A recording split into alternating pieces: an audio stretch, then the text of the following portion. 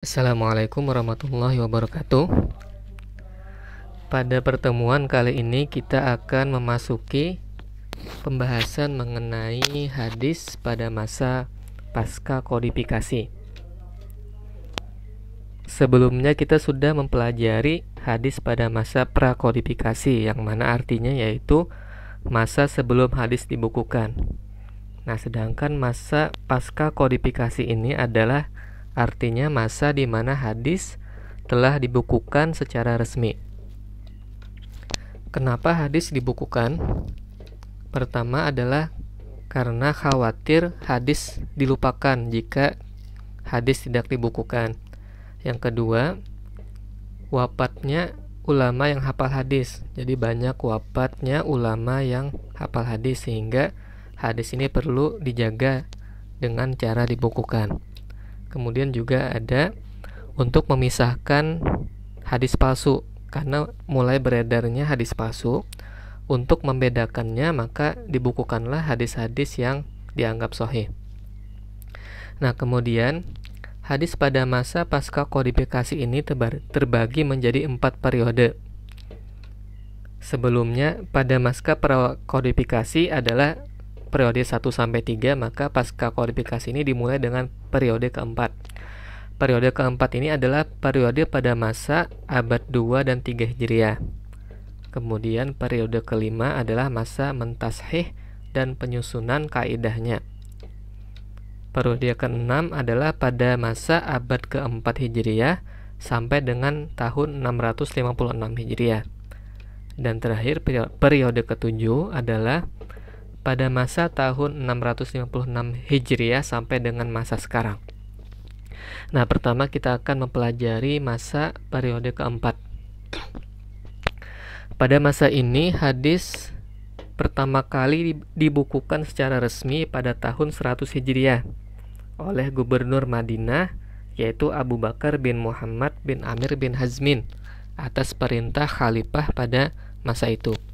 Nah, kemudian usaha pembukuan hadis ini dilakukan oleh seorang ulama Madinah, yaitu yang bernama Imam Muhammad bin Muslim bin Syihab Az-Zuhri.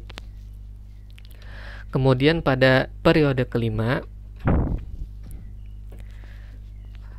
pertama kali hadis dilakukan penyaringan untuk membedakan mana hadis sahih dan hadis palsu, yaitu yang pertama kali melakukannya adalah Ishaq bin Rawahih. Kemudian pada masa ini juga dilakukan pengumpulan hadis bukan hanya pada daerah Madinah dan sekitarnya, melainkan sampai ke negeri Baghdad, Basrah, Kufah, Mesir, dan lain sebagainya.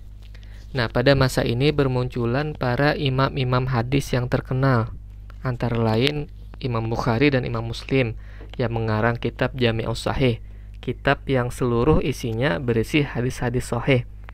Kemudian juga muncul kitab-kitab sunan, yaitu Sunan Abu Daud, Sunan Tirmizi, Sunan An-Nasai, dan Sunan Ibnu Majah.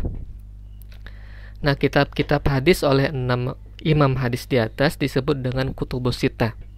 Jadi Kutubus Sittah adalah kitab yang terkenal dalam kitab-kitab hadis. Pada periode ke-6 dilakukan namanya masa pemeliharaan, penertiban, dan penambahan.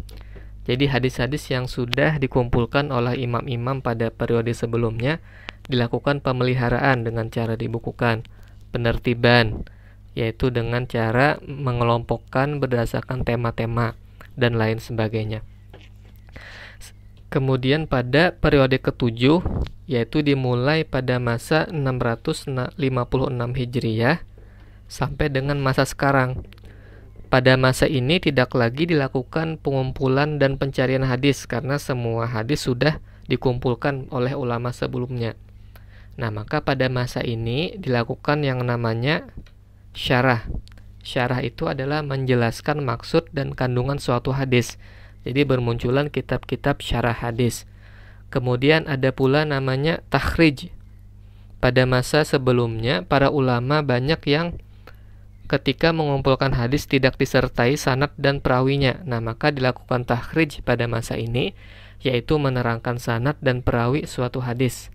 Selain itu juga ada kitab-kitab namanya kitab Zawaid, kitab Jami, kitab Atrab, dan lain-lain sampai sebagaimana yang kita temui pada masa sekarang ini. Nah, demikian penjelasan mengenai hadis pada masa pasca kualifikasi. Wassalamualaikum warahmatullahi wabarakatuh.